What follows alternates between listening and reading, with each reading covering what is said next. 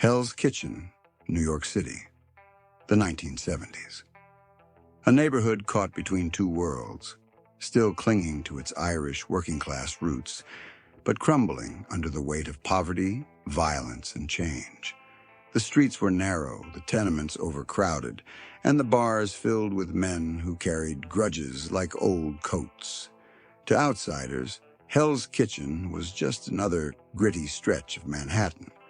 To insiders, it was a breeding ground for gangs, Irish boys who grew into Irish soldiers. This was the home turf of the Westies. The Westies were not like other criminal crews. They weren't polished, they weren't disciplined, they were feared because of their raw savagery. Led by the ruthless Jimmy Coonan and backed by volatile figures like Mickey Featherstone, the gang carved out its reputation with blood. Dismemberments, barroom executions, and bodies stuffed into garbage bags. Violence wasn't just a tool, it was their language. In Hell's Kitchen, brutality was how the Irish held onto power, long after their political influence in New York had faded. But just a few blocks south and east, a very different kind of power operated. The Italian Mafia. The five families, the Gambinos, Genoveses, Luccheses, Colombos, and Bonannos, ran New York like an invisible government.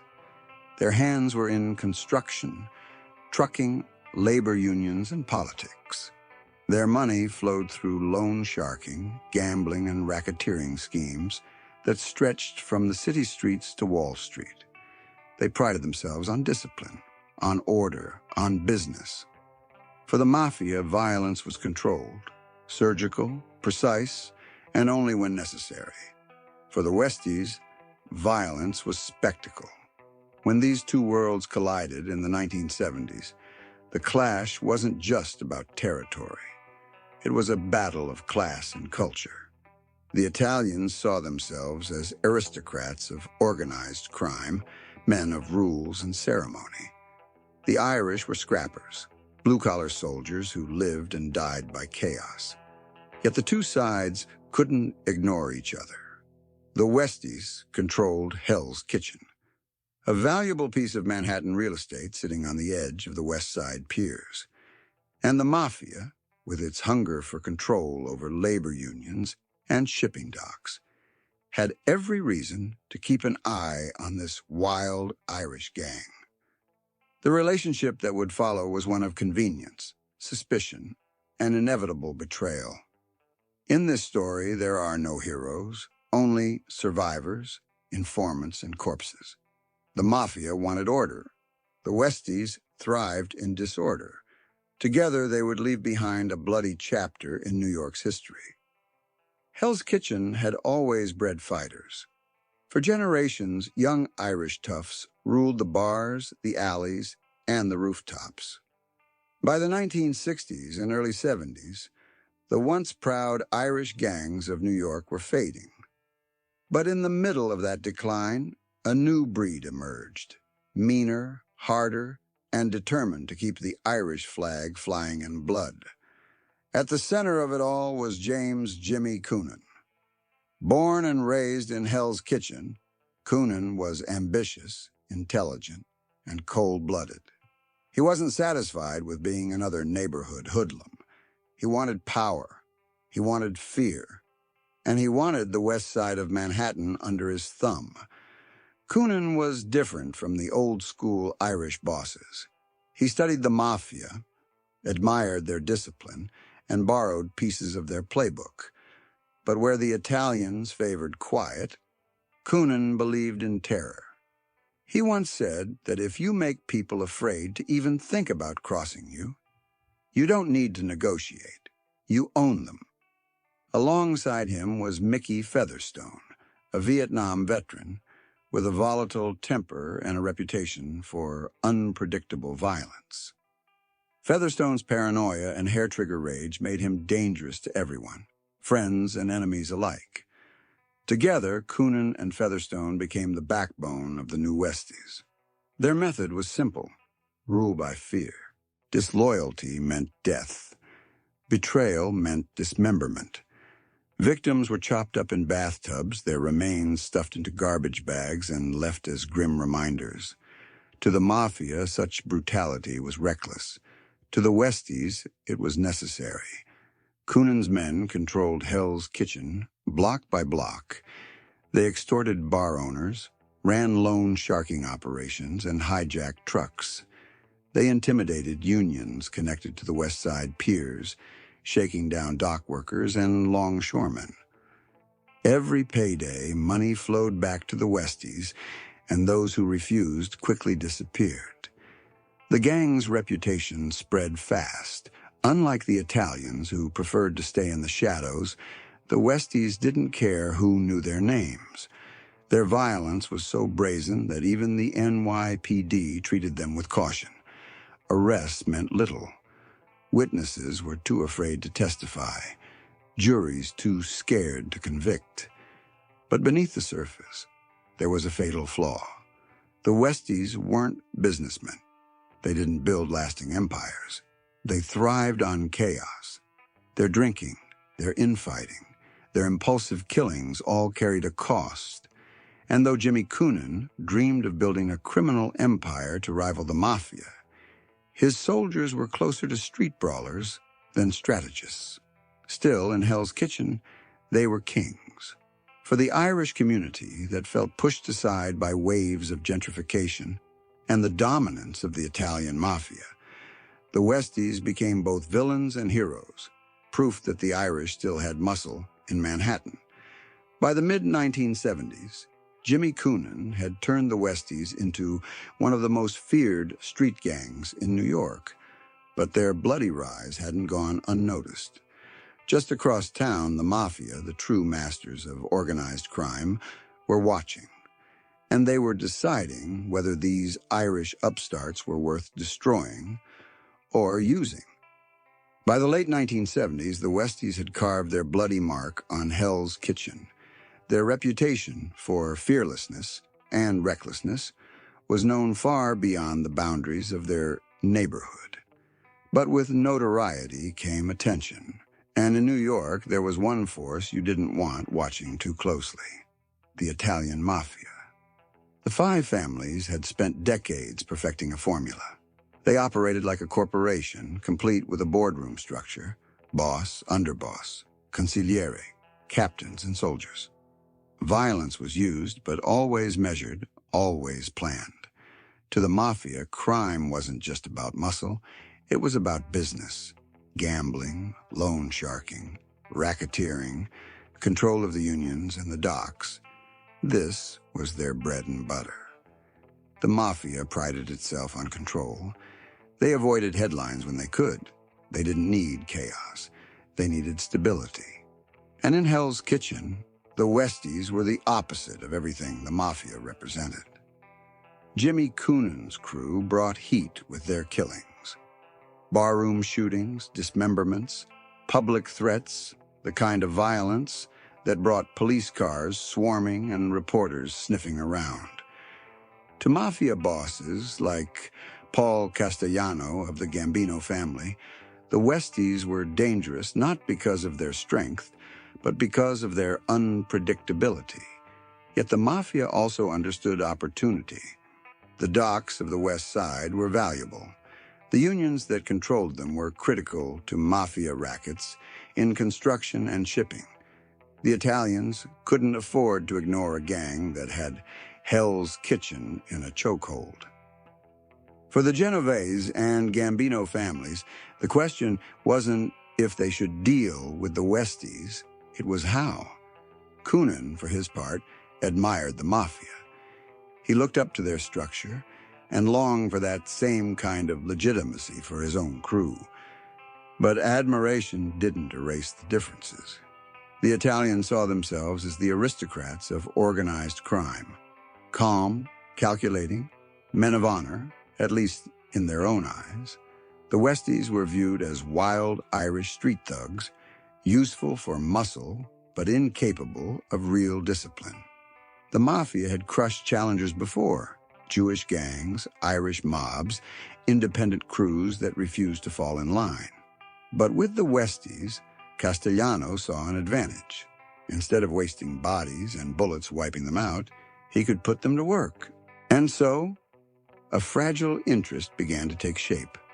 The Mafia began testing the Irish gang, probing their loyalty, their usefulness. The Westies, always eager to prove themselves, were quick to oblige. But beneath every handshake was distrust. The Italians didn't trust the Irish to follow orders.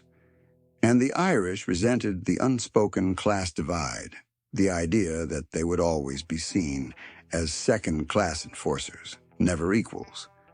By the end of the decade, the stage was set. What began as suspicion was about to transform into an uneasy partnership, a marriage of convenience, forged in violence, destined to end in betrayal. In the world of organized crime, enemies often become allies, at least for a while. And in late 1970s, New York, that was exactly what happened between the Italian Mafia and the Westies of Hell's Kitchen. The man pulling the strings was Paul Castellano, head of the powerful Gambino crime family. Castellano was no street brawler. He styled himself as a businessman, the godfather of white-collar crime. But Castellano was practical. He knew the Westies controlled Hell's Kitchen and the West Side docks, territory that touched his empire of unions, construction companies, and shipping contracts. Castellano's decision was simple. Don't destroy the Westies. Use them. For Jimmy Coonan, the alliance was validation. He had studied the Mafia, admired their structure, and dreamed of giving the Westies the same kind of longevity. Suddenly, the Irish weren't just local toughs.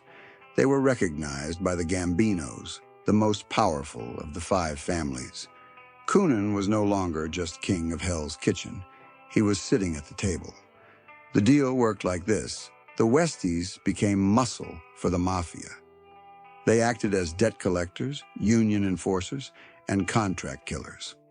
If the Gambinos needed someone intimidated or eliminated, the Westies did the dirty work. In return, the Irish were given protection. They could continue running their rackets in Hell's Kitchen, so long as the Gambinos got their cut. It was an arrangement built on convenience. Castellano didn't trust the Irish. He considered them reckless, too quick to spill blood. But he understood their value. The Westies were a blunt instrument, a weapon he could unleash when subtlety wasn't needed. For the Westies, the alliance was a double-edged sword. On one hand, they gained the prestige of Mafia backing. On the other, they were reminded of their place, not partners, but subcontractors. The Italians were bosses. The Irish were soldiers. Still, Coonan leaned into the partnership. He even tried to impose more Mafia-like discipline on his crew, encouraging loyalty and order, at least on the surface. But old habits die hard. The Westies thrived on brutality, and their reputation for savagery only grew as they carried out killings for the Gambinos. The streets of Hell's Kitchen changed under this new arrangement. Bar owners and dock workers who once paid tribute to the Irish alone now found the weight of the Mafia behind those demands. To defy the Westies wasn't just to risk a beating in an alley. It was to risk the wrath of the Gambino family. Yet beneath the uneasy smiles and exchanged envelopes of cash, tension simmered. The Irish felt they were doing the heavy lifting, shedding the blood. The Italians, in their eyes, collected the profits. To Castellano, the Westies were just another tool in the Mafia's arsenal. To Coonan, the partnership was supposed to be a path to legitimacy. It was an alliance born of necessity. But in the world of organized crime, convenience never lasts. And soon, the very violence that made the Westies valuable would also make them a liability. At first, the Mafia-Westies alliance looked solid. The Gambinos had their muscle. The Irish had their protection. Money flowed, bodies fell, and Hell's Kitchen was under lock and key. But alliances in organized crime are like loaded guns. Sooner or later, someone pulls the trigger. The Westies were too wild, too volatile, to ever truly fit the mafia mold. Where the Italians used violence sparingly, the Irish used it excessively. And it wasn't just enemies who died. The Westies had a way of turning their fury inward. Jimmy Coonan ruled with an iron fist. But paranoia ate away at the crew. Anyone suspected of betrayal was killed, often gruesomely. Bodies were chopped into pieces, stuffed into garbage bags, dumped into the Hudson. To the Mafia, this was amateurish, the kind of spectacle that drew headlines and heat. But to the Westies, it was their calling card. Fear was their currency. The most dangerous crack in the foundation came from within. Mickey Featherstone. A loyal soldier, yes, but unstable. Featherstone had fought in Vietnam, and his demons followed him home. His paranoia made him unpredictable, prone to fits of rage and suspicion. He killed impulsively, sometimes against orders. To Castellano, this kind of loose cannon was poison. Even Coonan, his old friend, struggled to control him. Meanwhile, Coonan himself was under increasing pressure. The FBI was circling, and wiretaps began peeling back the layers of the Westies' operation. Informants whispered details of murders and extortion rackets. For the first time, the Irish gang's wall of silence began to crack. The Mafia watched closely. Castellano valued the Westies as tools, but tools that drew too much attention. Every sloppy murder, every headline about Hell's Kitchen violence risked exposing the larger, more delicate machinery of the Gambino Empire. To the Italians, the Irish weren't just reckless, they were a liability. The relationship grew strained. The Gambinos started keeping the Westies at arm's length, using them only when absolutely necessary. And among the Irish themselves, distrust spread like a virus. It reached a breaking point in the mid-1980s. Facing charges and feeling abandoned, Mickey Featherstone flipped. He agreed to cooperate with federal investigators, feeding them inside knowledge of Westies' killings, operations, and their connection to the Gambinos. For Coonan, it was the ultimate betrayal.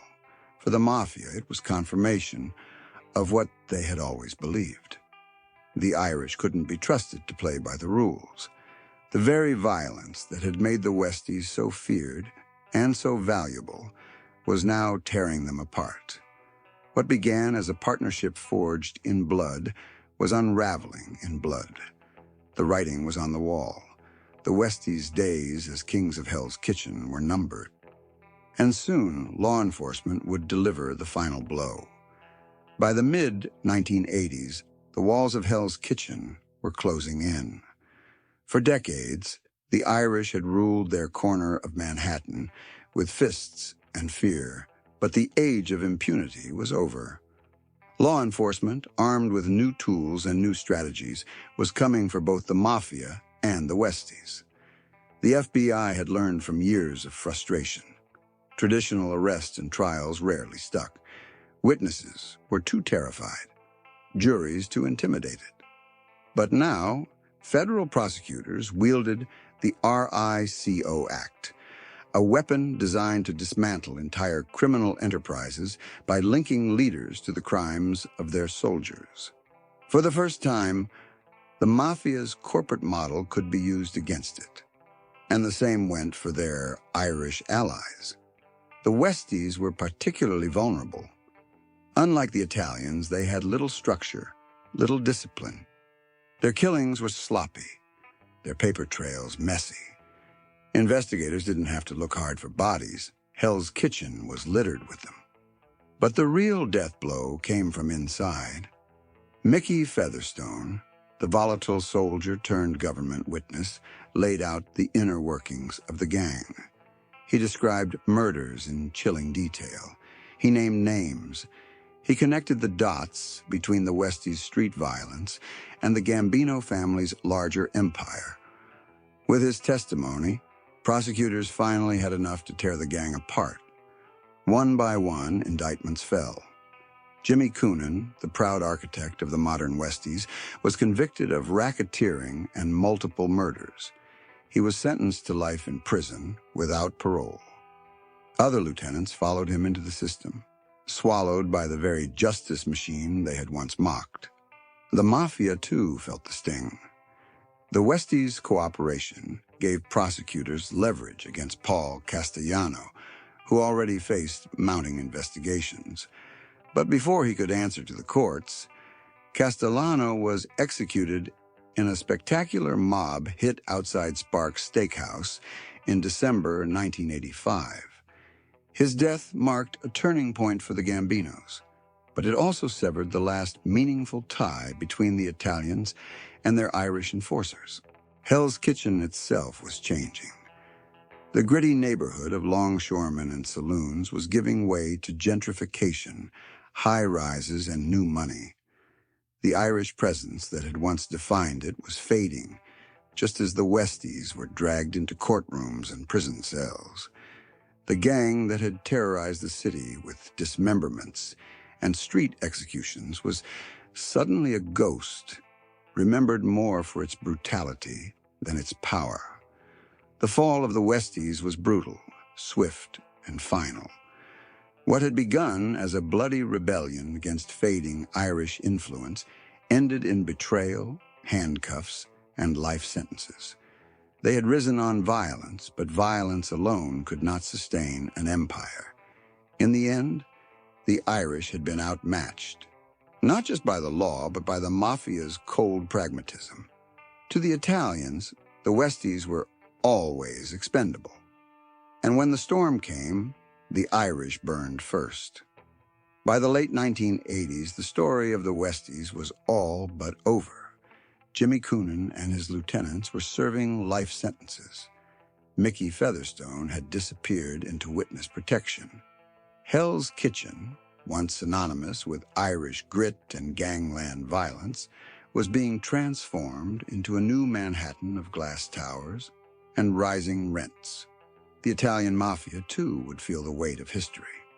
The RICO prosecutions of the 1980s and 1990s cut deep into the five families, stripping away their control of unions, construction, and the waterfront. The Gambinos, once led by Paul Castellano, would pass into the hands of John Gotti, a boss who craved attention rather than secrecy.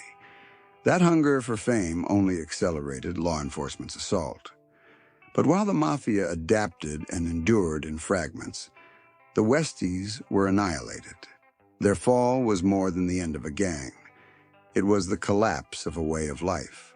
The story of the Westies versus the Mafia wasn't just about crime, it was about class. The Italians ran organized crime like a corporation. They had structure, ceremony, and, at least in their own code, honor. They wanted control, not chaos. The Irish of Hell's Kitchen, on the other hand, clung to violence as their last weapon. For them, brutality was identity. It was proof that even as their political power waned, they could still command fear. That difference proved fatal. The Mafia could survive investigation because it had systems. It could absorb losses and carry on. The Westies, built on fear and loyalty to individuals, crumbled the moment informants flipped and leaders fell. And yet, the legend of the Westies endures.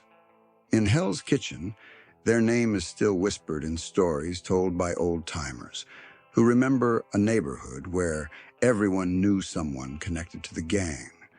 For some, they were monsters. For others, they were a reminder of Irish toughness in a city that had all but erased the Irish working class from its power structures. The Mafia, meanwhile, remains a shadow of its former self. But the brand lives on in popular culture, refined, calculated, and strangely romanticized.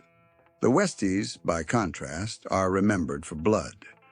No one mistakes them for gentleman gangsters. They are remembered for garbage bags filled with body parts, for for shootings in crowded bars, for the raw violence that defined their rule. Their conflict with the Mafia was never an even match. The Italians saw the Irish as pawns. The Irish thought they could be kings. In the end, both were wrong. The Westies destroyed themselves, and the Mafia's empire crumbled in slow motion. Today, Hell's Kitchen is unrecognizable. Luxury apartments, trendy restaurants, Broadway spillover. The days of Jimmy Coonan and Paul Castellano are long gone. But if you look closely, you can still feel it. The ghost of a time when the streets ran on fear, and when the Irish and the Italians fought not just for territory, but for the right to define what power looked like in New York City.